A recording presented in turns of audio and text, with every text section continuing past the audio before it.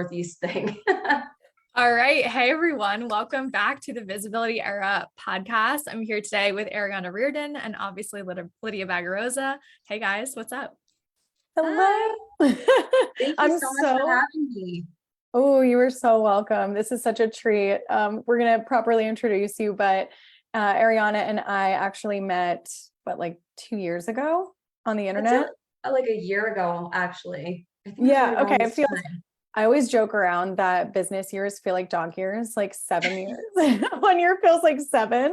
It does. Yeah. So we've had the pleasure and opportunity of working together on quite a few pieces where I've connected my clients with her writing, and it's just been really beautiful. So I'm so happy that you're here. Oh, I'm so excited to be here. And it's so great to chat. I've chatted with you so much online, and to meet you, Bridget, too. I've obviously heard so much about you through from Lydia, I should say. So this is really exciting. I'm thrilled. Awesome. Well, I want to do a proper introduction to you, Arianna, because when I read your bio, I was like, who is this queen fairy angel? So I'm going to read it because I think everyone listening today is going to get just a little bit of a glimpse into the dynamic background that you've had. So we're going to introduce you, and then we're going to start going into everything that you've experienced, accomplished, everything about you. So here we go. Arianna is a former YouTuber and professional wrestler turned writer and pro blogger. Her favorite color is light pink, and she feels most at home in the ocean, something she attributes to her rising Aquarius energy and Sagittarius moon. Yeah, we get that. We feel you here. When she's not working, you can find her reading, swimming, cooking, playing The Sims 4, also love it, or impressing her fiance, family, and friends by telling them what time it is based on the position of the sun. I forgot I put that. I love this. That's all true, actually.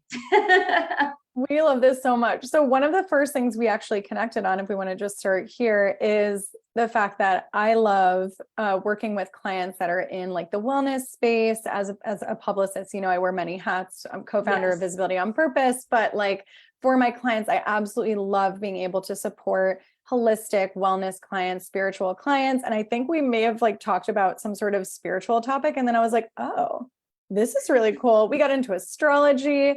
So it's just really fun to be able to have somebody that I can connect with through the internet that also is open to sharing their own personal interests as well. Because sometimes we were just talking about this actually before we hit live, but sometimes it's really hard as a writer or as a publicist working from home to create those connections because you're not in person. So it's how do you get the work done? We have really high demanding jobs. I'm sure you get hundreds of pitches a day, which we can totally talk about too. Yeah. But it's how do we stay on top of our work and then still bring in the human? Because at the end of the day, I want to work with people I love. And I'm so happy that we're able to create a relationship. It's been really cool. I 1000% agree with you because that honestly, I am I'd say I did a reading with a clairvoyant once, and I feel like she had hit the nail on the head. She had said that I'm a mix of an introvert and an extrovert. And I've realized that the way that I reset is I'll need time by myself, but I am not designed to go days and days and days without any sort of human connection.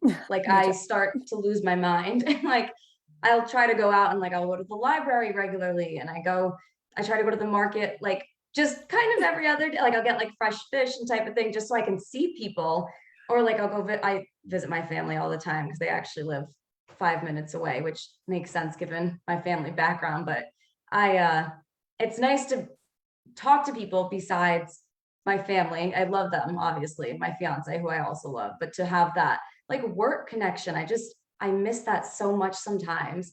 And it's in such a transition for me. So I'm so grateful that I have someone like you, Lydia, that I can talk to. And I can chat with you on Instagram about random things. And we'll just talk about, like you said, astrology or I think the human design type we talked about one time. Yeah, I'm curious to know what yours is because I'm a 6-2. So I'm the teacher. I'm a manifestor 6-2. So I'm the teacher and the hermit. The 2 is a hermit. And so I totally relate needing to be out. If I'm home from Monday to Wednesday-ish, I start losing my mind. I have to go leave the house and do literally anything. I don't even love grocery shopping. I love food, but grocery shopping, different story. And we were just talking about Trader Joe's. I'm I'll go to Trader Joe's and chat with their cashier. I don't need to buy a thing.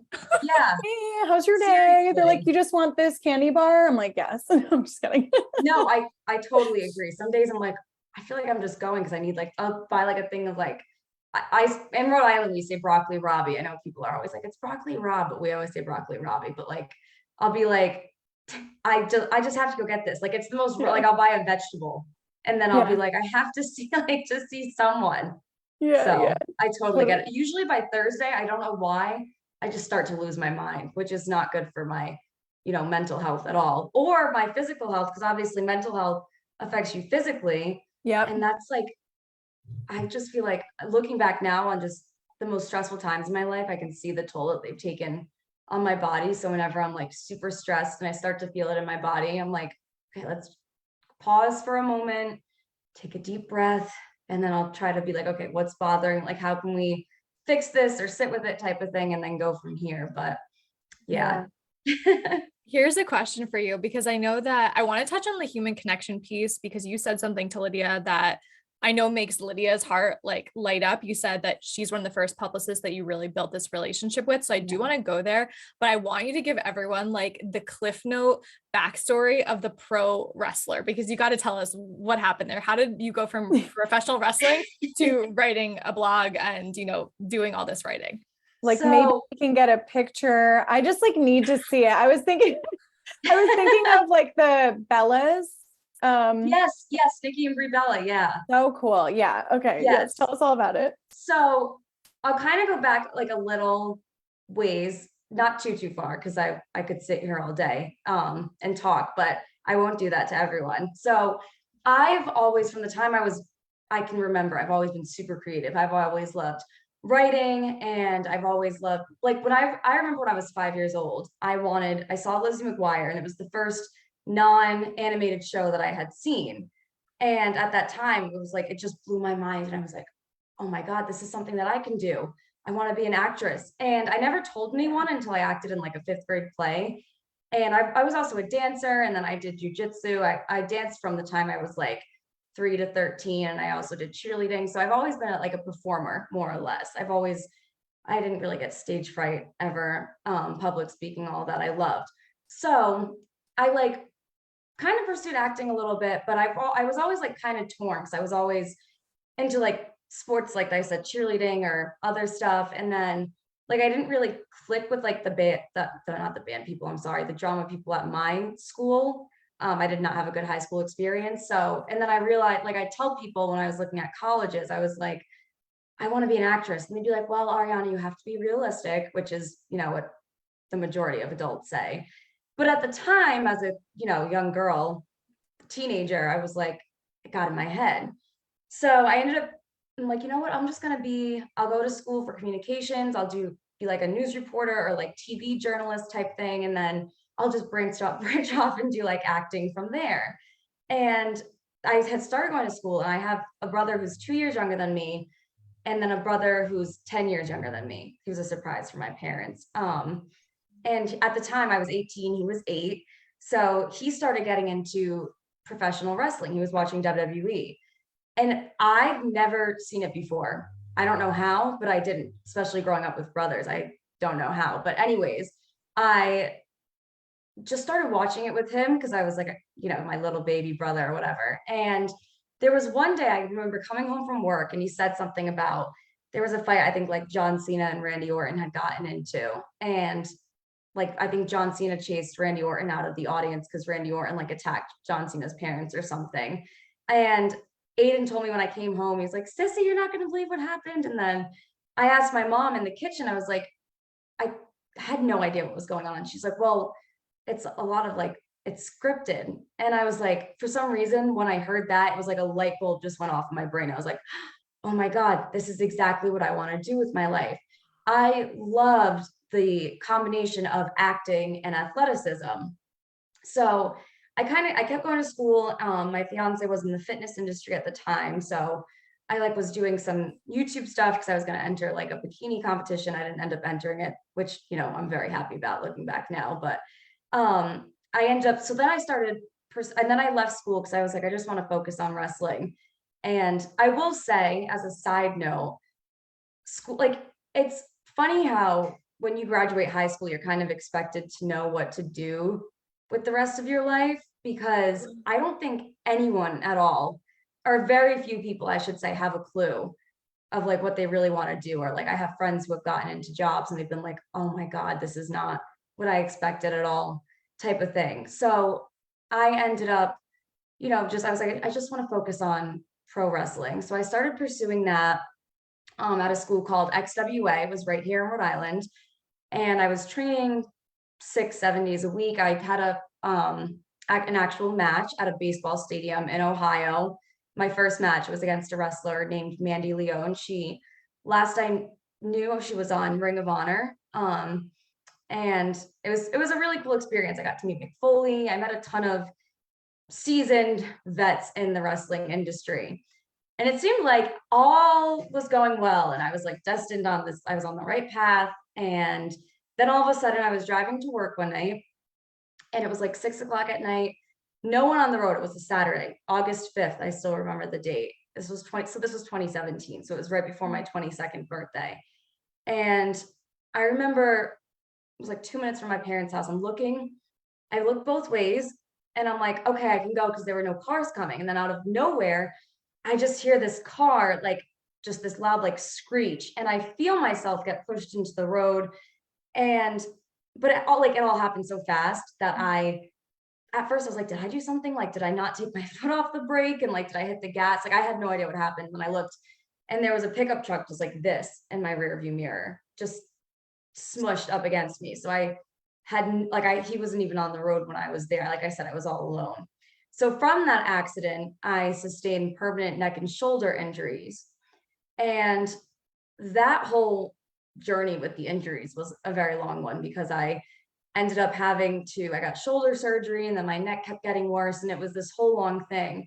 So while all that was going on, I was still hopeful about getting back into wrestling, but I needed something to fill my time, because I was like, I can't just sit around and twiddle my thumbs. So I actually ended up writing a book. Like I said, I've always loved reading and writing. But then I was like, okay, I wrote this book and I enjoyed it, but it wasn't like just my passion, if that makes sense. So I was like, I just should start a blog, because I had wanted to do a blog years ago. And I was like, I had built up like a small following at that point from wrestling. And I was like, I'll just capitalize on it, because my goal was to still get back to wrestling. But in the meantime, I keep the blog going, get people have people stay interested in what I was doing. I don't know why I couldn't get that out. But I ended up doing that. And then I launched Flawless World. That actually was a playoff of my wrestling name. I was going to do Arianna Diamond. Well, that's what I was wrestling under. And my tagline was flawless, with the play on the diamonds. So I ended up just brainstorming one night and I came up with Flawless World, which I still love now. And I ended up launching that in 2019. And all the while, it was like things were still going on with my neck. It was this huge back and forth. And then, long story short, I ended up finally coming to terms with the fact that I was like, I can't wrestle again. I was like, this is just not in the cards for me anymore. So, because while I was blogging at first, it was kind of like more about me, like a personal blog type thing. And I kind of had one foot in, and then and the other was still in wrestling. So I was like, okay, I'm fully committed to blogging now. And I didn't have a plan with what I was doing. Like I said, I had 2 years of college. I was going to study communications anyways, so it was already in the same general direction. So I remember like a lot of the classes that I had taken were very helpful with blogging and whatnot. And I ended up just continuing to pursue that. I was like, okay, let's make it less about me and more generalized, because I love magazines for like the diversity and of topics and how they're just relatable. That's always been the biggest thing that's drawn me to them, is relatability. And then once I had made that decision, I ended up getting this book it's by Kathy Heller, and it's called Don't Quit Your Day Job, or Don't Keep Your Day Job. I'm sorry. Don't Keep Your Day Job by Kathy Heller. And I ended up reading that. I took notes, and in the book, she suggested looking at other people in the field that you're in. and taking note of what they're doing. And I had studied a lot of different blogs before I launched Flawless World, but at the time, I mean, the Every Girl, I was always obsessed with the Every Girl. So I was like, you know what, I'm going to listen to Kathy's words and I'm going to go in and I'll keep studying. And I started looking at the Every Girl and just learning more about their story and just seeing like what they were doing, just to see if I could figure out what made them so successful. And while I was doing that, I ended up stumbling upon an ad that they had for a freelance writer position. So I was like, you know what, I'm just going to apply. I have nothing to lose. And I did. And now, at first, I was just a finance writer, and now I write for pretty much every topic on their website. Yeah. And so I started in 2022. So I've been there for over a year now. And it's been just the most incredible experience. And from there, now I'm like, okay, this is what I truly feel like I was meant to do. I love writing. It makes me so happy. And it's very demanding sometimes, and a lot goes into it, just like you guys know with doing PR and Yeah. being a publicist. It's a very demanding job, but it's so rewarding, especially when you get to work with really cool people like you two. And then obviously even like you just get to meet so many incredible people. Yeah. And it just makes my job so much more fun. And especially the fact that I can connect with other women is even cooler, because I grew up in like a male dominated household. So for me, like that extra like female energy wasn't always there. So it's just amazing. And now I'm like, okay, I want to do this full time. I would love to continue building up Flawless World and kind of see what goes from there. But right now I'm finishing school. I'm going to get my degree, and I'm going to get bachelor's of science and English and writing with a focus on journalism. So, because I just want to keep doing this, working at these types of magazines, and I love it. I just want to keep going on this path. Thank you so much for that. I love connecting all the dots. And I feel like Bridget has a similar story. I do too. I could not relate more to you with like having to reinvent yourself. And we both were going through some like health things, mine was not as I think intense as yours and Bridget's, but some things that definitely prompted us to move in different directions. So thank you for sharing all of that. I'm sorry. I know it was a little long, but No. I love hearing all of it, seriously. And I know that everyone's going to be really, really interested in that. We actually just interviewed Brianne Hogan. She is a writer for a ton of different publications as well. And she started her career doing acting. So you should look at that episode. Yeah. Or I should connect you guys. We should. But yeah, it's really funny. She started in acting and then was like, wait, I like writing. I can do acting, and transition. So it was like super similar. And she's written some bylines in places like Elle and She Knows and She Finds. And yeah. What does she have? BBC. She's got some really impressive. Wow. Yeah. So that is so funny. Isn't that funny? So I feel like a lot of people kind of fall into these careers. I fell into PR, like it was just an accident. Yeah. Bridget. So yeah, so I really love that. I would like to ask you, let's see, because we have so many things. Okay. Let's circle back to the human connection piece. And I really love this because like what I found really interesting about working with you is we started working together when you were more focused on finance topics, but I kind of saw that you would like weave in other types of experts. And I'm like, oh, she talk about this, but she talk about like a holistic approach to finance. And so I would love to hear maybe even like the background of how you kind of navigated this conversation of like, yeah, we're going to focus on finance, but I may weave in some like spiritual aspects of it and then kind of get more into those different categories. Okay. Actually, I'm really glad that you said that, because I kind of forgot that I did that a lot. And for me, I've always had a very healthy relationship with money, and I've always been very balanced with it. I think that money is a tool and that it's meant to be enjoyed responsibly, and like being responsible with your money obviously looks different to everyone. I've never been like an impulsive shopper or anything like that. So, but my fiance, on the other hand, and he's talked openly about this, is totally different. He's never had a healthy relationship with money. And we had been talking about it actually a lot before I had even gotten my job at the Every Girl, writing specifically for finance. And all of the conversations that my fiance Nick and I had came back to basically upbringing, your subconscious beliefs, all of that stuff, which is very spiritual, holistic type thing. And it was interesting because we talked about how these beliefs would translate into the world with him or other people that we knew. And then we'd start to connect the dots and be like, oh, okay, like this person thinks money's scarce, so they hold on to it because they believe that it's finite. Whereas this person believes that money is just going to come and go and they have no problem spending it and enjoying themselves. And obviously nothing's ever super black and white, but that was really what led me into weaving all that together, because I feel like so many people struggle with finances, and a lot of it, I believe, can be traced back to your upbringing. And it's less about your job or how much money you make. Obviously, if you make, but I mean, I watched How to Get Rich on Netflix, and there were some people on there who were making well over 6 figures, and they still had no savings. They were in credit card debt. So I think a lot of it just comes back to beliefs, a lot of how you were raised. And I think it's just so important to address that topic when you're talking about finances. Yeah. I freaking love Ramit. Like Bridget knows I love Ramit. So when you said that, I was like, ooh, I loved watching him. I know. Yeah. So I agree. And we talk about this a lot. I mean, a lot of our clients inside Visibility on Purpose, which is our media training school, are entrepreneurs that are doing things holistically, doing things different.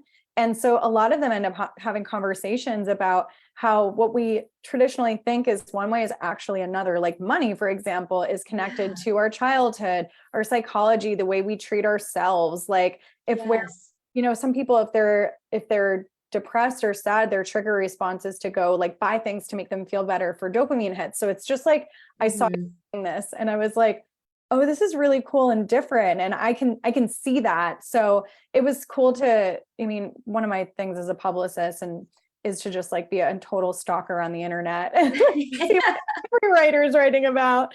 So I like to look at things from a really different angle of like, oh, she's doing things really differently. I thought that was really cool. Thank you. I appreciate that. I'm really glad that you mentioned that, because like I said, I kind of forgot about it a little, because it's, just how things go. Sometimes you just put them out of your mind, and not in a bad, it wasn't on purpose, because it's obviously been a great experience. But for me, I forgot that was a lot of how I really started a lot of my financial pieces for the Every Girl. I think my first one was how to improve your relationship with money and manifest success. So yeah.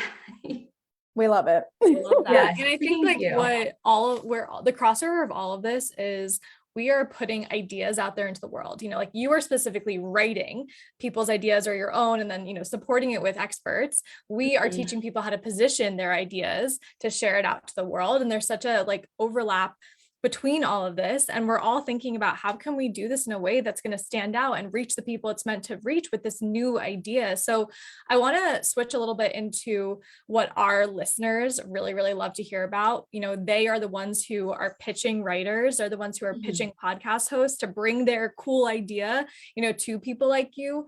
So I'd love to hear from you. What really makes a pitch that you get in your email? Like what makes it stand out? What makes you open it?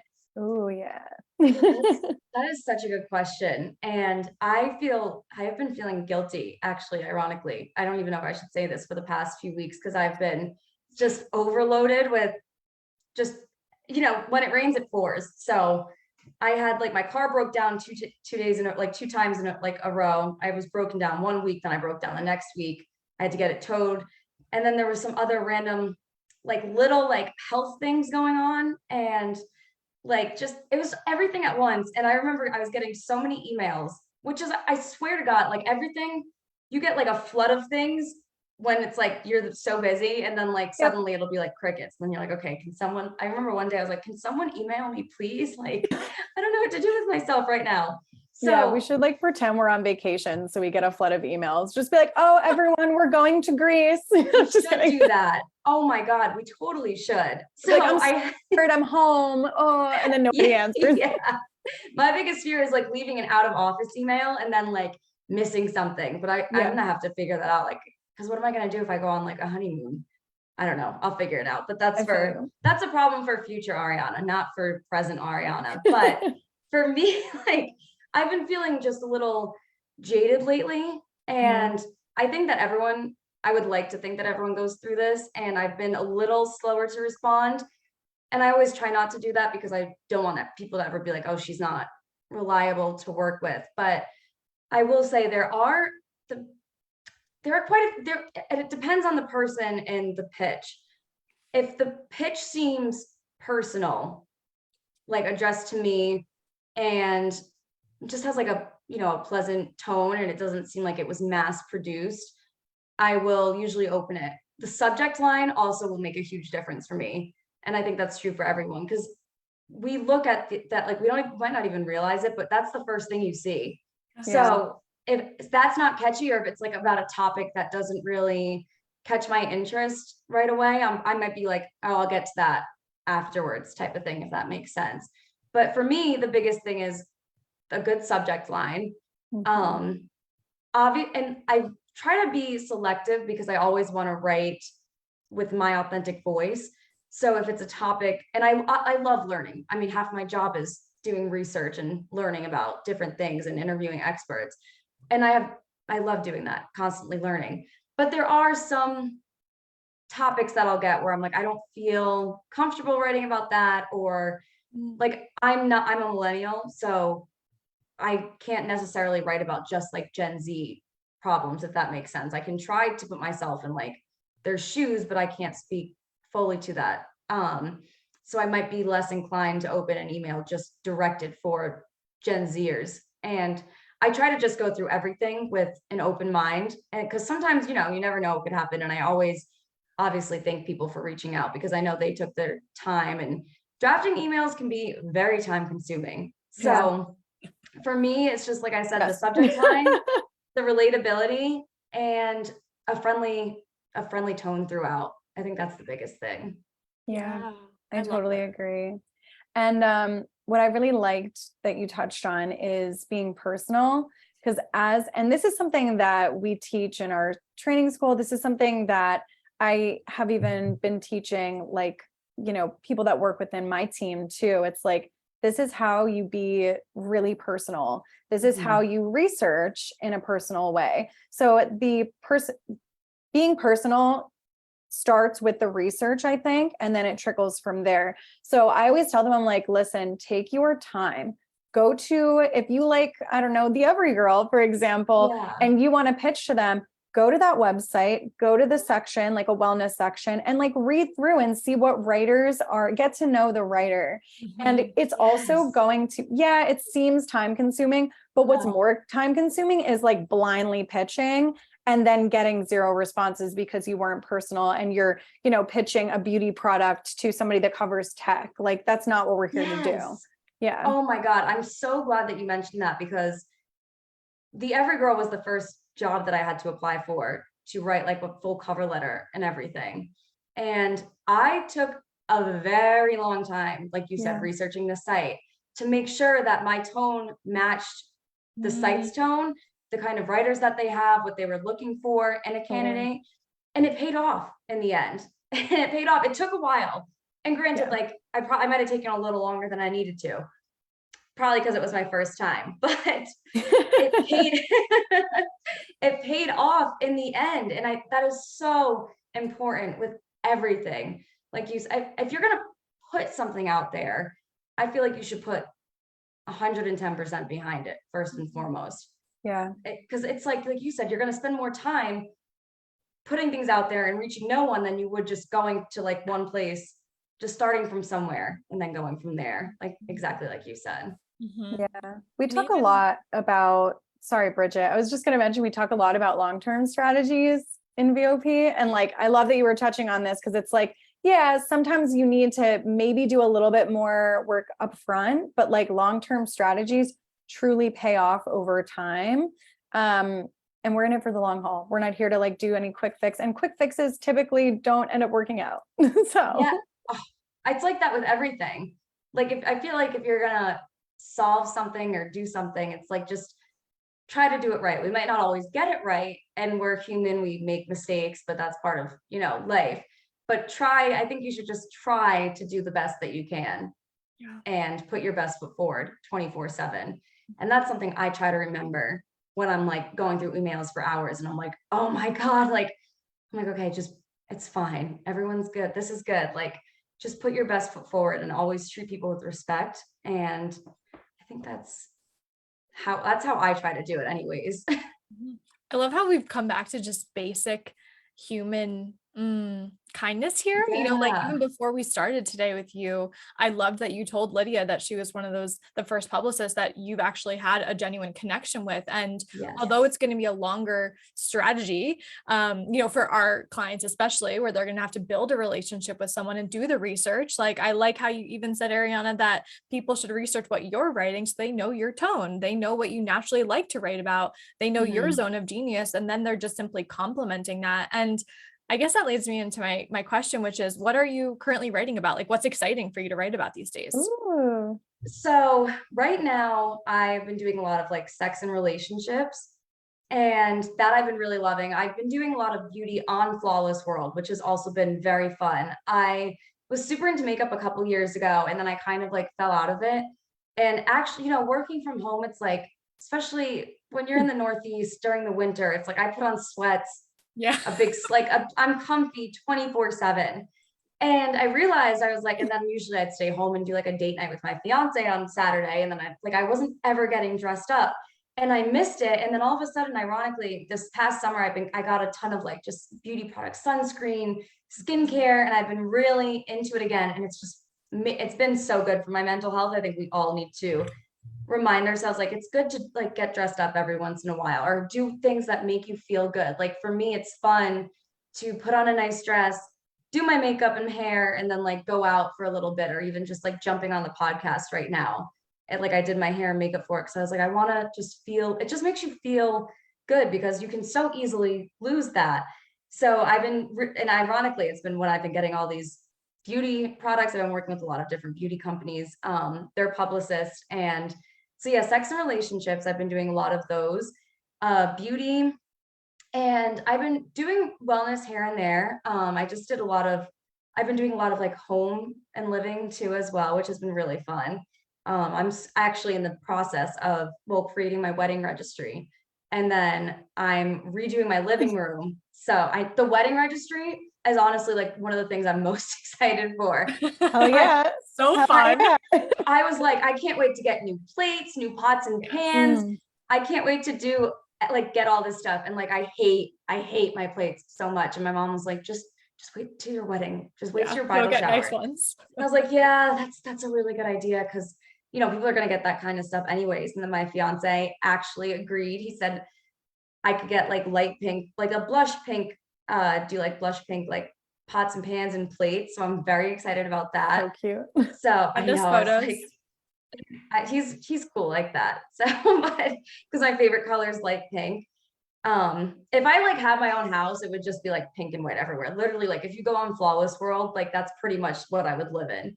But I'm doing that. I'm redoing my living room. So that's what I'm really into at the moment. A lot of like health. I really like health and wellness too.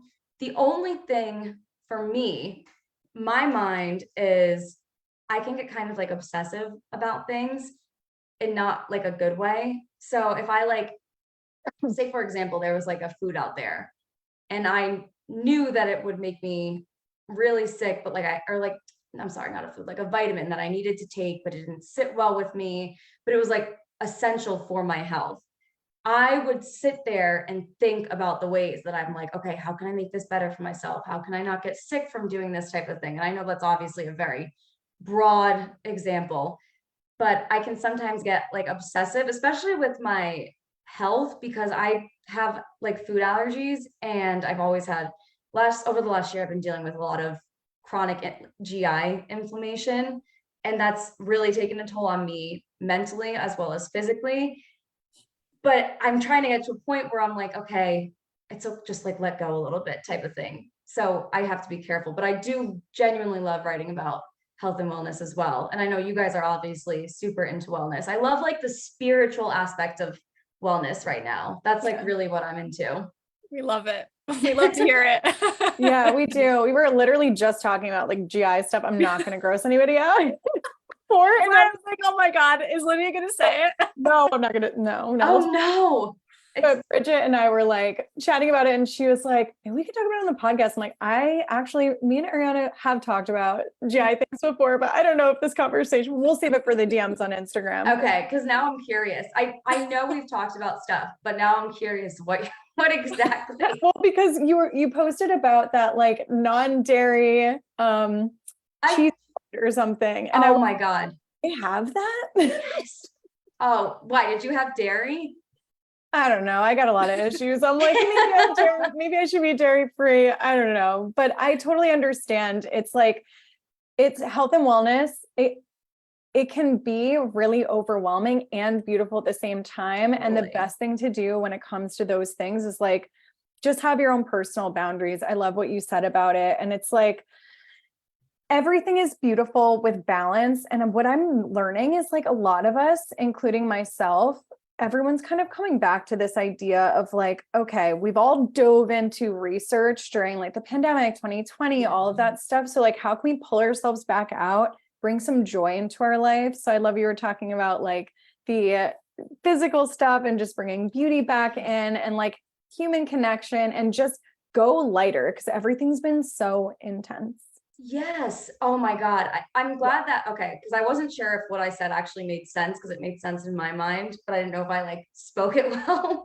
So I'm glad that you said that you got it because I'm realizing now, and especially ironically working from home, I can get in my brain so much more. Like I could be sitting on the deck reading and I could like, something could pop into my mind. And I try to like, that like there's a balance. Sometimes it's like, depending on what it is, it might be worth exploring and sitting with.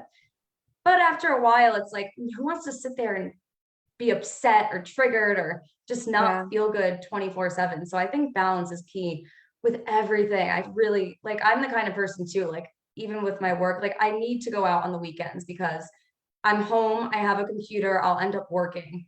And I really try my best now to like not answer emails on the weekends or not do work on the weekends because I need that mental break. And if I don't get it, it just backfires. And it's just, I just need to like take a step back. And it's just finding that balance with everything, especially when you're working from home. Totally.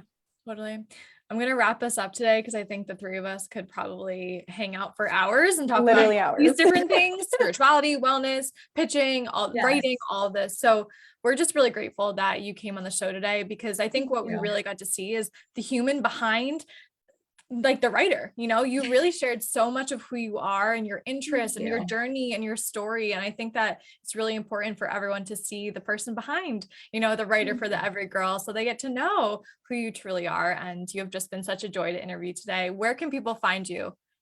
So, well, first of all, thank you so much. I appreciate that. I've been loving this. This has been incredible. So you can find me, well, my blog is flawlessworld.blog. You can find me on Instagram. It's at Arianna ____R. There's 3 underscores. And my name is spelled with 2 N's. And my Flawless World Instagram page is flawlessworld.blog. You can find Flawless World on Facebook. I believe that is just flawlessworld.blog as well. Flawless World with 2 underscores on Twitter. I don't have a personal Twitter. My TikTok is Flawless Arianna. I'm not super active on there, but I occasionally will post there. And then I'm trying to think of what else. Pinterest, I believe, is just Flawless World. And if you're interested in seeing any of my work, I do have a portfolio. It's just ariannareardon.com. Perfect. Thank you so much. Thank you. Yes, everybody at least go check out her blog. It is so aesthetic. Something I love about you is you always are like making sure to make it aesthetic and sexy, but like holistic. I freaking love it. So chef's kiss to all of this. Thank you so much, Arianna, for being on with us today. This was so much fun, and I'm sure we'll probably do it again at some point. Oh my God. Thanks. No, you guys were amazing. Thank you so much for having me. This made my whole week. I'm going to go have a nice big bowl of pasta later on. I'll probably have a glass of wine to celebrate. So thank you so much. This is so much fun. Thank you.